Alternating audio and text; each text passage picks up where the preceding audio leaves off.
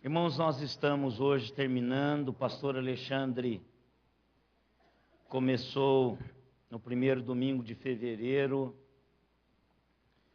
falando sobre oração, que é o ministério que ele dirige na igreja. E nós, pastores, entendemos que há muitos desafios para a igreja, e nós só poderemos fazer isso se tivermos uma igreja consciente da necessidade de estarmos em oração.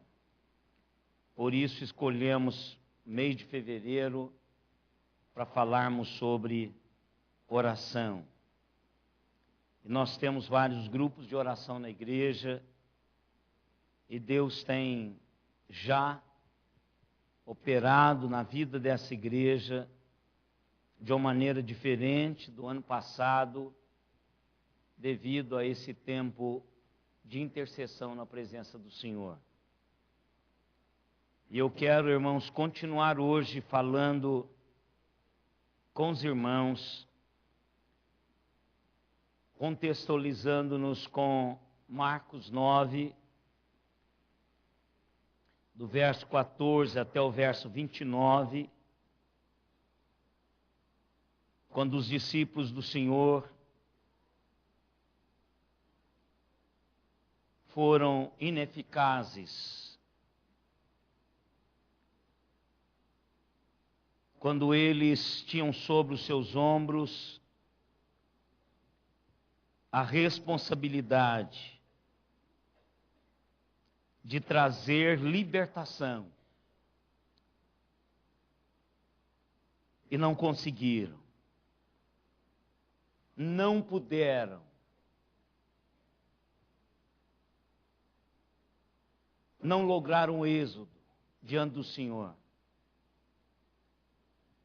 em libertar aquela criança. O inferno o apanhava, o lançava por terra, o fazia espumar, arrilhar os dentes e tirar a sua força. Mas os discípulos não puderam fazer nada. E a resposta de Jesus a este pai foi que ele podia fazer alguma coisa. Bastava que o pai tivesse fé e cresce que Jesus podia fazer alguma coisa. Mas aquele pai já tinha tido uma primeira experiência com a igreja. Uma primeira experiência com representantes da igreja do Senhor. E esses representantes não conseguiram libertar o seu filho. Mas com lágrimas nos olhos, aquele pai disse a Jesus: eu creio. Mas disse: ajuda-me na minha falta de fé. Porque, Senhor, eu não creio como eu estava crendo quando cheguei aqui. Porque os teus representantes não foram eficazes. E aí Jesus disse àquele espírito mudo e surdo para sair daquela criança e não voltar-se mais. E aí, quando o espírito saiu daquela criança, ela ficou como se estivesse morrido. Aí Jesus a toma pela mão e levanta. E os discípulos ficaram com vergonha de perguntar a Jesus aonde eles tinham falhado. Em público. Aí imediatamente que entraram em casa, eles perguntaram a Jesus: por que foi que nós não conseguimos? E o Senhor conseguiu. Jesus disse lá no verso 29, esta casta não pode sair senão por meio de oração.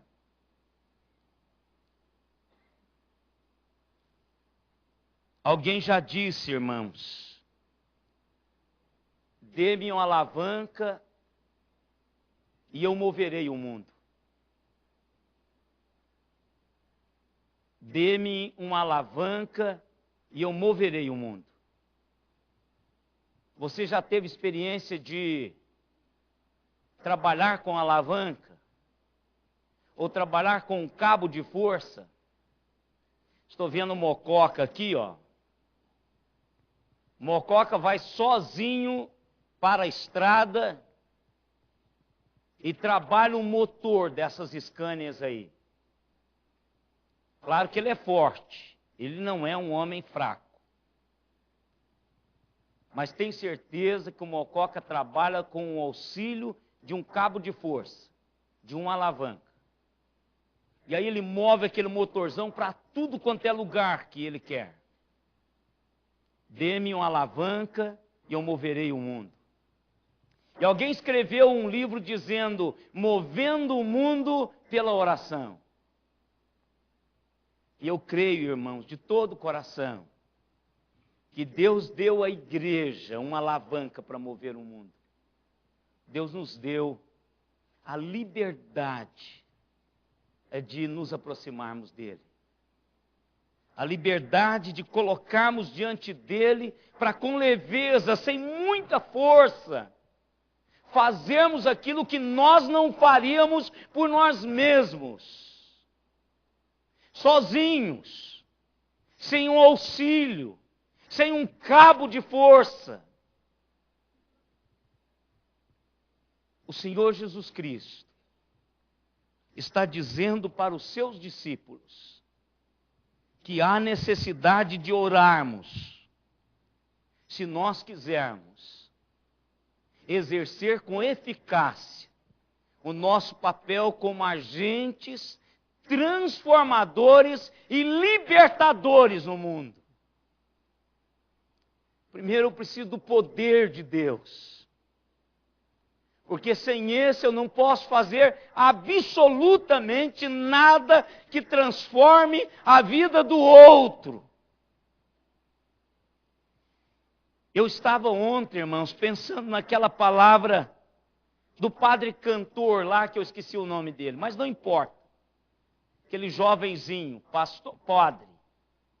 Eu vi uma entrevista dele no Ratinho. E o Ratinho perguntou para ele, por que o senhor quis ser padre? Ele diz, eu quis ser padre para ser alguém melhor. E para ajudar as outras pessoas a serem melhores. Irmãos, nós somos servos de Jesus, para sermos a extensão libertadora de Jesus na vida das outras pessoas. E nós só podemos fazer isso se nós estivermos e cultivarmos o bendito e santo hábito de falarmos com Deus. De construirmos essa realidade de comunhão com Deus, comunhão pessoal com Deus. Porque sem isto, irmãos, Jesus está dizendo que nós vamos discutir teologia. Os escribas estavam discutindo com os discípulos acerca de demônio, acerca de poder, acerca de tudo, mas não resolvia o problema do menino, que era um problema demoníaco.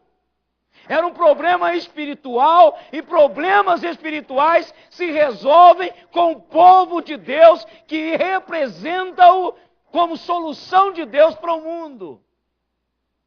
Sem orar, seremos ineficazes. Podemos até discutirmos a Instituta de Calvino. Podemos discutir a qualquer tema teológico que são postulados da nossa denominação. mas nós não teremos o poder de Deus que nos habilita para libertarmos as pessoas que estão à nossa volta em nome de Jesus. Primeiro, nós não temos o poder. Segundo, nós não sabemos o que fazer. Porque Deus é que dá esse direcionamento quando estamos num colóquio espiritual com Ele. Então, o que Jesus faz e o que Jesus nos ensina, irmãos? E aí nós vamos lá para o segundo texto, que é Lucas, capítulo 5, verso 15 e 16. Lucas 5, 15 e 16. Que diz assim: porém, os que se dizia a seu respeito, cada vez mais se divulgava e grandes multidões afluíam para ouvirem e para serem curadas de suas enfermidades. Ele, porém, se retirava para lugares solitários e orava.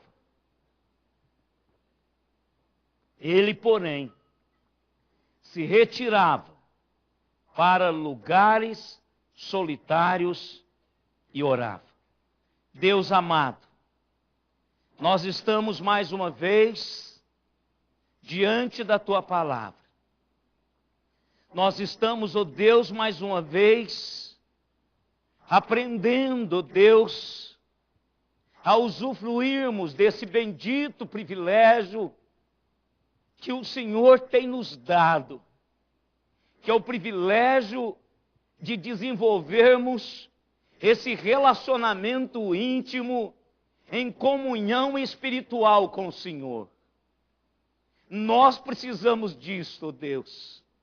Não só reveste-nos como agentes do reino, como igreja do Senhor, do poder transformador, do poder que liberta, do poder que dá um novo início nas vidas, mas dá-nos também, Senhor, a bênção de sabermos o que fazer, de entendermos o nosso papel, de sermos usados poderosamente nas Tuas mãos para cumprirmos o nosso papel aqui e agora, nesse tempo especial, historificando através da nossa história as Tuas realidades nas vidas daqueles que cruzam conosco.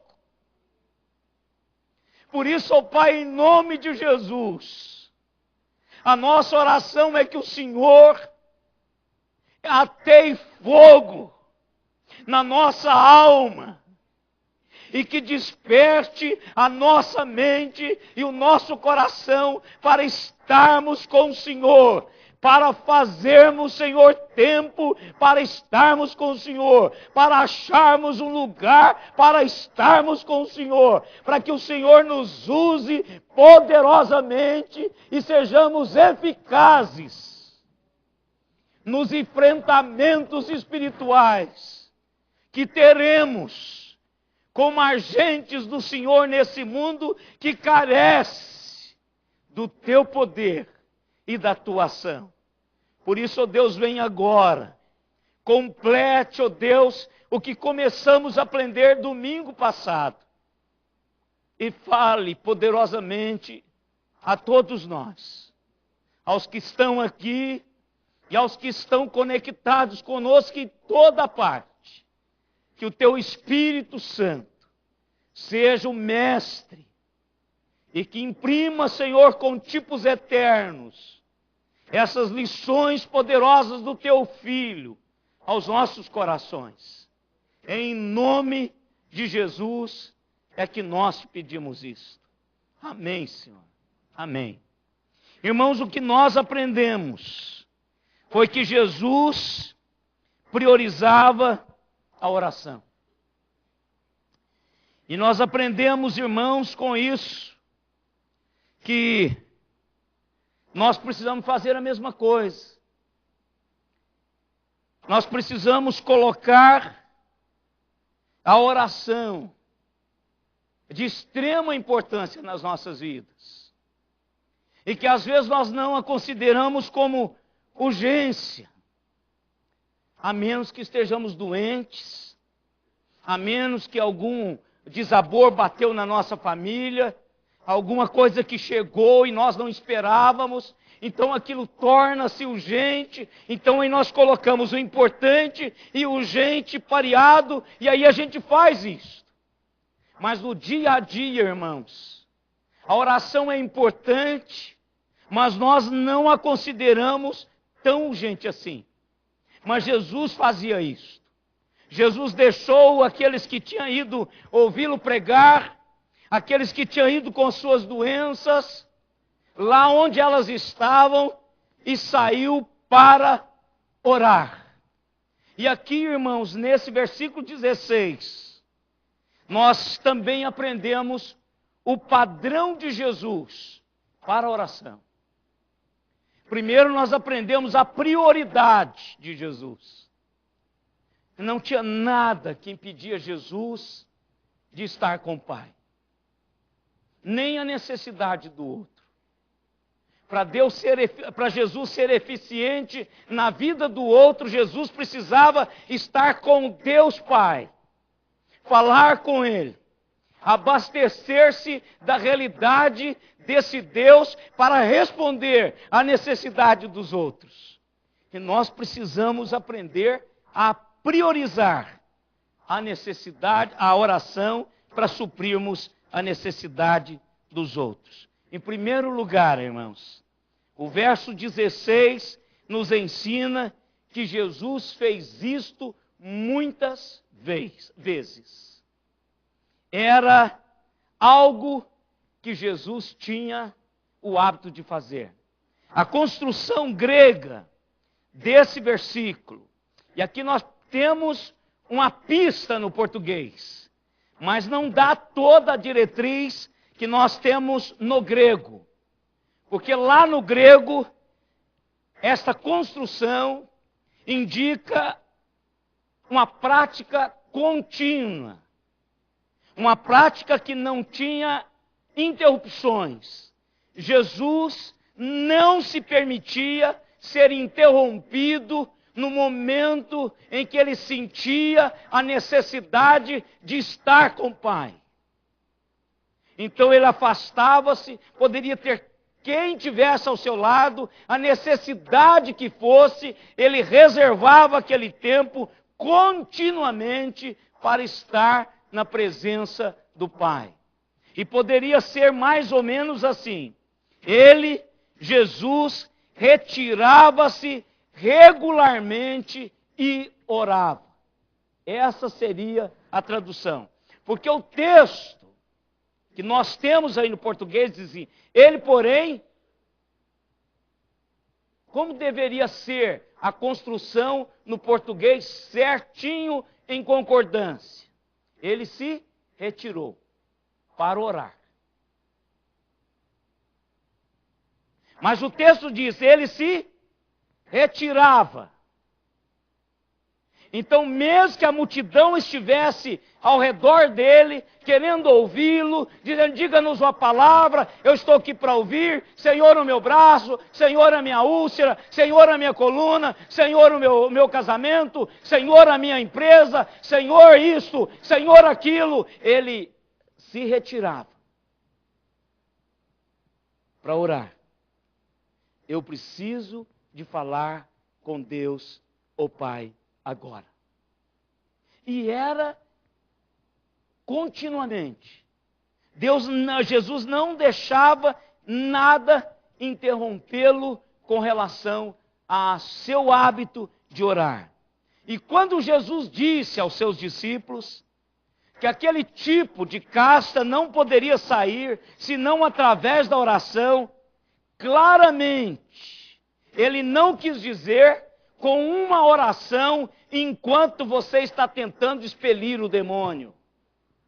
Ele não disse isso. Porque ele não orou. Ele não orou enquanto ele estava expelindo o demônio. Jesus não estava fazendo isso.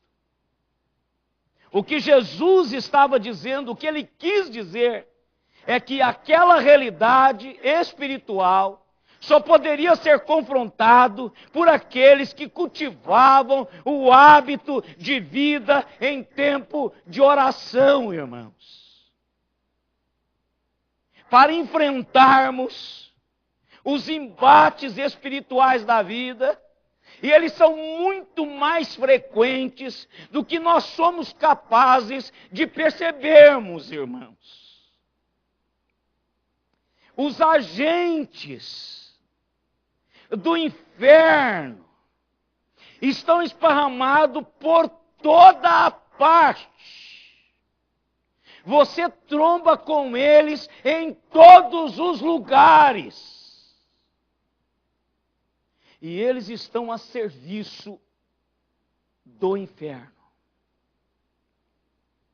Então Jesus está dizendo, para confrontarmos prisões espirituais quanto esta, para sermos agentes libertadores no mundo, nós precisamos cultivar o hábito de vida em tempo de oração.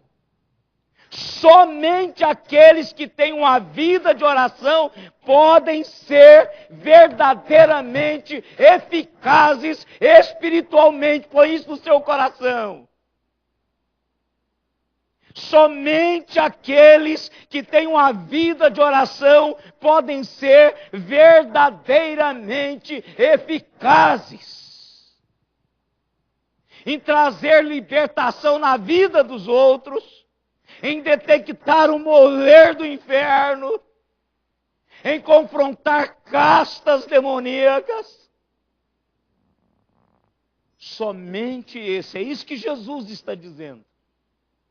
Se nós quisermos, irmãos, ser eficazes como cristãos, nós precisamos cultivar o hábito regular, contínuo de oração. John Wesley era muito rigoroso sobre isso. John Wesley tinha o hábito de passar 1 hora todas as manhãs na presença do Senhor e 1 hora todas as noites em oração na presença do Senhor. É impossível acharmos qualquer cristão verdadeiramente eficaz que não passe um bom tempo regular diante de Deus em colóquio espiritual. E aqui tem uma palavra, irmãos, fantástica, de Don Carson. Don Carson escreveu um livro chamado Uma Chamada à Reforma Espiritual. E ele diz o seguinte: muitas orações não são feitas porque nós não planejamos orar. Muitas orações não são feitas porque nós não planejamos orar. Oração, irmãos, segundo Covey lá atrás, nos 7 hábitos das pessoas bem-sucedidas, é do quadrante 2. É importante, mas às vezes nós não a consideramos urgente. Assim, facilmente nós deixamos de orar para fazermos qualquer outra coisa que pareça urgente. Tira-nos aquela obrigação de estarmos na presença do Senhor.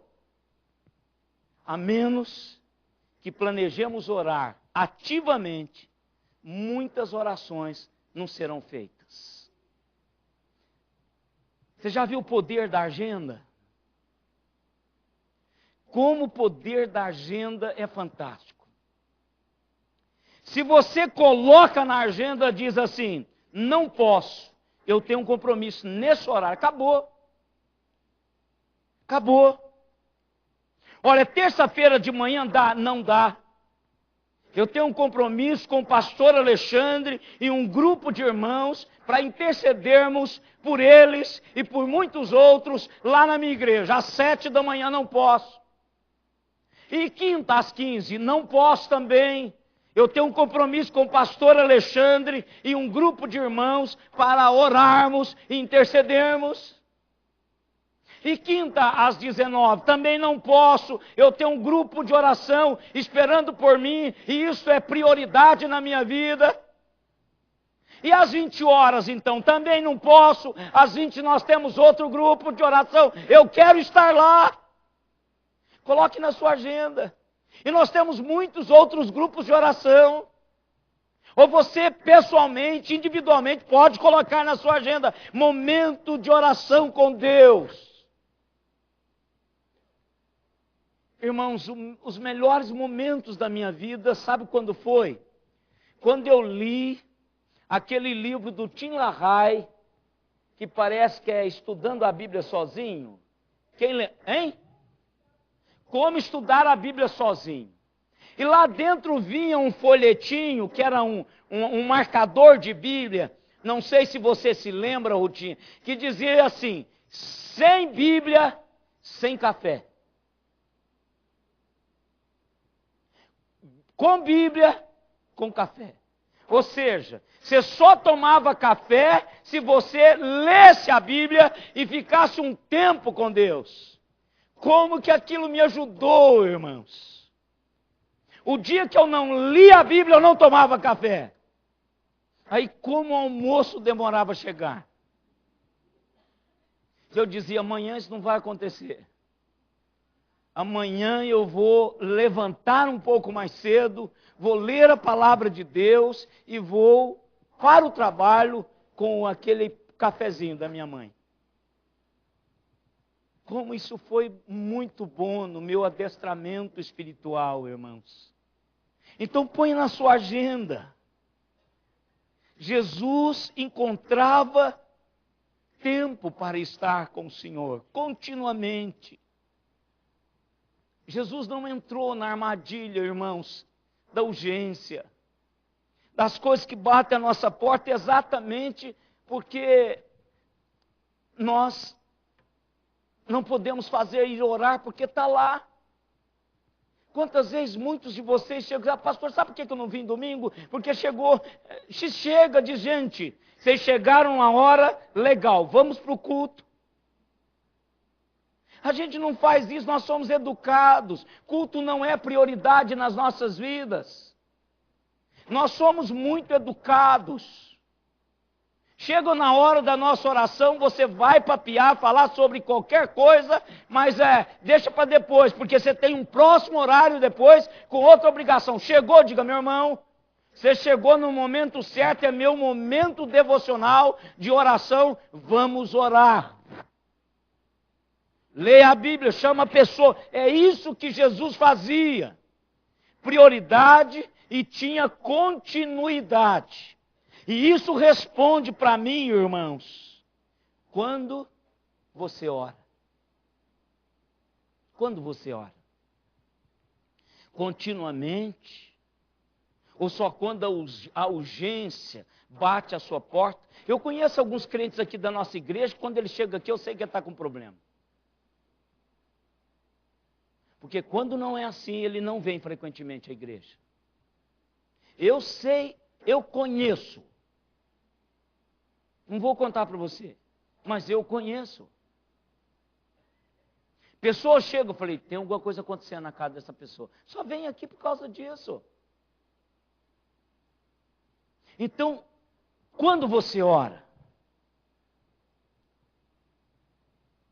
se Jesus, irmãos, precisava orar, o que nos faz pensar que nós não precisamos? O que nos faz pensar que nós não precisamos? Em segundo lugar, irmãos, Jesus se retirava para orar. Jesus retirou para longe da multidão e de suas demandas, de suas necessidades, e passou um tempo orando em particular, privadamente. Irmãos, é bom virmos aqui orar com o pastor Alexandre, não só para ajudá-lo, incentivá-lo a manter esse ministério, não só estarmos com pessoas que vêm aqui e se sentem bem, estarmos umas com as outras, mas é necessário, irmãos, orarmos em particular. Nós não podemos e não devemos vir aos encontros de oração da igreja em detrimento, às custas da nossa oração privada, particular.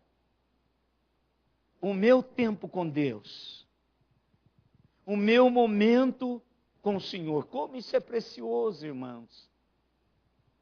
Não é para pregar, é para estar com o Senhor. É para estar com o Senhor. Como isso é precioso. Como não tem preço isso. É você sair de lá abastecido. Eu imagino que é isso que Jesus fazia. Jesus fazia com assentimento do Pai. Jesus gastava esse tempo e o coração de Jesus era abastecido. Como eu gostaria, irmãos, que ele tivesse registrado alguma coisa daquele colóquio dele com Deus. Ele não registrou. Solamente pequenininho lá no Getsemane. Só lá que ele registrou. E as outras orações que ele faz por nós. Então ele registra também. Mas eu queria saber o que o senhor falou.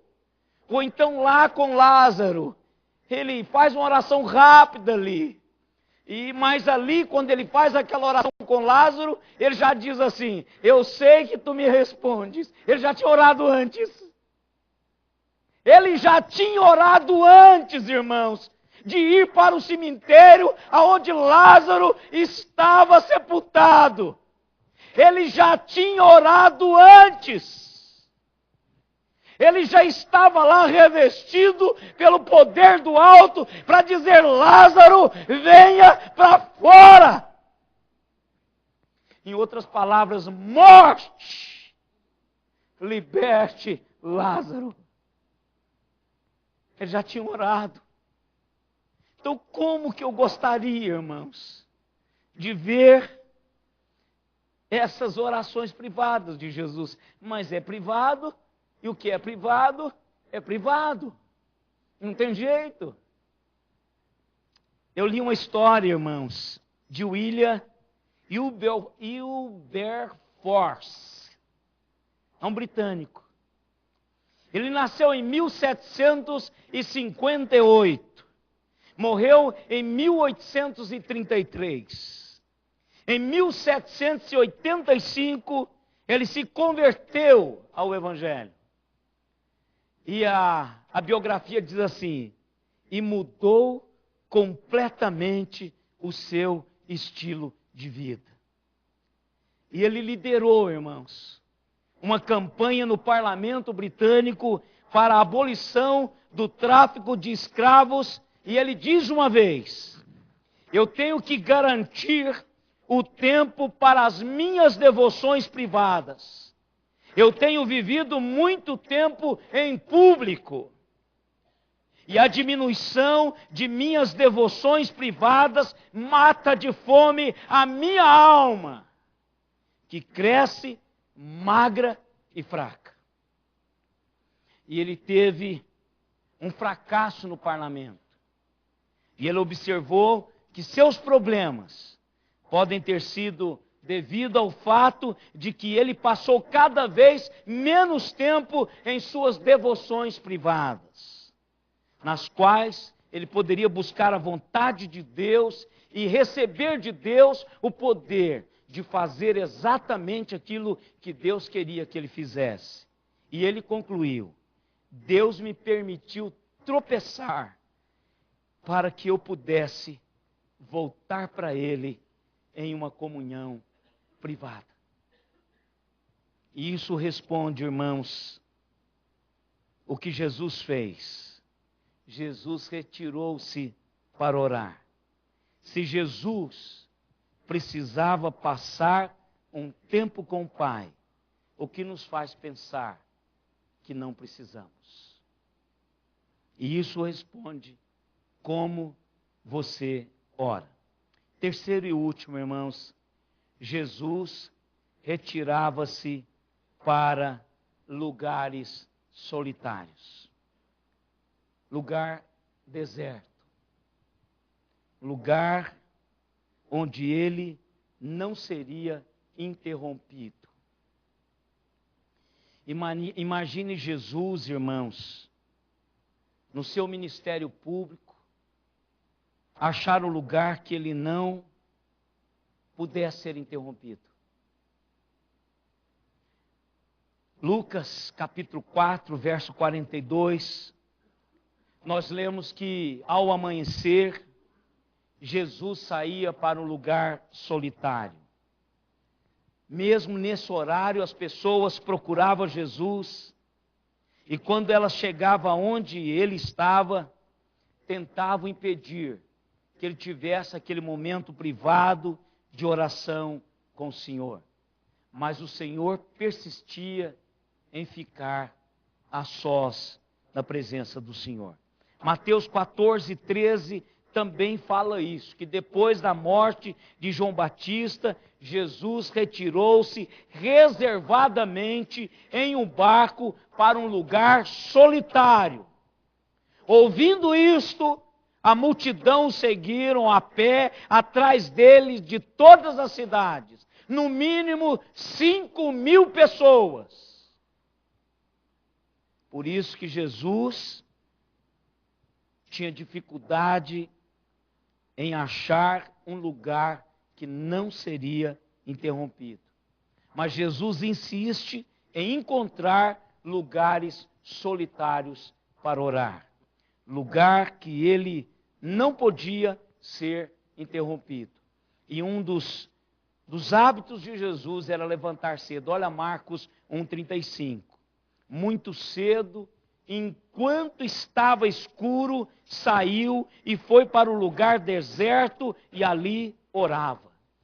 Irmãos, esta é uma boa tática. Levantarmos cedo, tranquilo, para orarmos ao Senhor. É isso que eu tento fazer, irmãos. Mas eu incomodo a Simone, a Lívia, quando eu levanto muito cedo. É porque eu levanto, quero fazer um cafezinho primeiro, e agora eu não estou mais fazendo café para não acordá-las. Mas os meus melhores dias são quando eu levanto cedo e tenho meu tempo especial com o Senhor. Não tenho barulho de nada, absolutamente ninguém. Aí eu leio a palavra e aquieto-me na presença do Senhor. Mas isso significa, irmãos, que eu preciso de ir para a cama cedo. Quando eu tenho alguma missionária lá em casa, que não conversa quase nada, eu não consigo fazer isso. O marido dela fez, mas ela não. Tudo bem. Então, irmãos, levantar cedo para orar começa no dia anterior, na noite anterior. Você precisa ir para a cama mais cedo. Não é levantar assim sonolento e dizer, vida de oração, aquele pastor não deveria ter falado aquilo. Não é assim. Você tem que levantar vivinho, acordadinho, para falar com Deus e ouvir Deus falar com você. Levante um pouquinho mais cedo. Marcos capítulo 6, Lucas 9, mostra desse exercício do Senhor para orar em lugares solitários. Eu vou disponibilizar, a partir do dia 31 de março, o Bet Shalom. Eu vou ter lá no meio da mata, que eu tenho um clarão, tem uma mata muito grande lá, no meio da mata eu vou fazer um local de oração. E vou disponibilizar para toda a igreja, para você ir lá orar. Tem uma trilhazinha para você entrar no meio da mata, e lá no meio você pode ficar o tempo que você quiser na presença do Senhor. Às vezes nós vamos nos encontrar lá, somente se você levantar cedo, não é? orar ao Senhor. Nós não temos um monte, mas nós podemos ter uma mata, um local de oração, onde você vai ficar sozinho na presença do Senhor. Jesus fez isso. Ele não permitiu o barulho. Ele não permitiu a agitação e os negócios da sua vida se tornar uma desculpa. Jesus não permitiu o barulho, que foi isso que o pastor Alexandre nos diz na primeira mensagem. Ele não permitiu a agitação. Ele não permitiu nos negócios da sua vida se tornar uma desculpa para ele não estar na presença do Senhor. Ele tomou disposição e fez um lugar de oração. Ele criou uma realidade de tempo para orar ao Senhor, o seu Pai. Se Jesus precisava encontrar um lugar solitário para orar, o que nos faz pensar que nós não precisamos de um lugar solitário para orar? Onde você ora? Claro, irmãos, que há muito a dizer sobre oração, que tanto eu quanto o pastor Alexandre vamos ainda pregar durante esse ano algumas mensagens sobre oração. Mas estas reflexões de domingo passado e essa agora é para observarmos dois princípios. Primeiro, a prioridade que Jesus deu à oração. Segundo, algo sobre o padrão de oração na vida de Jesus. Em última análise, irmãos, eu creio que podemos dizer que em oração, como em tudo mais, Jesus mostra a sua absoluta dependência do Pai. E o que Jesus, irmãos, queria ensinar aos seus discípulos era exatamente isto. A nossa falta de oração é uma medida precisa da nossa pseudo-autossuficiência, a nossa independência do Senhor. Nossa devoção é uma medida precisa de nossa dependência de Deus. Se nós achamos que não precisamos de Deus, então nós não oramos. Se nós achamos que somos dependentes de Deus todos os dias, aí nós vamos cair de joelhos na presença do Senhor. Se somos autossuficientes, então não oramos. E seremos frustrados todas as vezes que tivermos embates espirituais. Seremos ineficazes. Mas se nós orarmos como Jesus orou, nós seremos eficazes. Então, irmãos, quando dependemos do Senhor, nós oramos e experimentaremos o seu poder e agimos-nos através desse poder em nós. Eu acredito, irmãos, que os discípulos aprenderam aquela lição naquele dia, que Jesus estava dizendo para eles: esse tipo só pode sair através de oração. Ou seja, precisavam depender de Deus para libertar aquele menino. Não se podia fazer isso em técnicas de exorcismo. Não é com biblada na cabeça. Não é com espancamento. Não é com gritaria. É no poder e na dependência de Deus. Oração constrói dependência de Deus todo o tempo. Eu tenho dito isso aqui, irmãos. Sou imensamente grato à minha mãe e à minha pobreza enquanto criança. Porque minha mãe me ensinou a depender de Deus o meu almoço no outro dia. Quando faltava comida lá em casa, a minha mãe reunia-nos na cama dela, nós nos ajoelhávamos e dizíamos: Senhor, acabamos de comer o último resto de fubá com água e sal. Amanhã nós não temos o que comer. Não foi o seminário que me ensinou, pastor Alexandre, a depender do Senhor. Foi na minha casa. A Letícia e a Lívia estão sendo criadas assim. Eu e a Simone, todo o tempo, dependemos do Senhor. E eu quero terminar, irmãos, com a palavra de Abraham Lincoln, que diz: eu tenho sido impulsionado muitas vezes de joelhos, pela convicção esmagadora de que eu não teria absolutamente nenhum outro lugar para estar, nenhum outro lugar para ir, a não ser estar de joelhos diante do meu Deus. Eu tenho sido impulsionado muitas vezes de joelhos pela convicção esmagadora de que eu não tenho absolutamente nenhum outro lugar para estar ou para ir, senão estar de joelhos na presença do meu Deus. Não há um lugar mais terapêutico, irmãos médicos. Não há um lugar de maior cura do que estar de joelhos na presença do Senhor.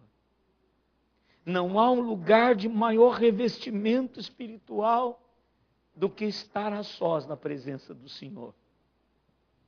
Não há um lugar que nos dá maior motivação para continuarmos vivos, representando o Senhor nesse planeta, do que na presença do Senhor. Não há lugar melhor do que na presença do Senhor.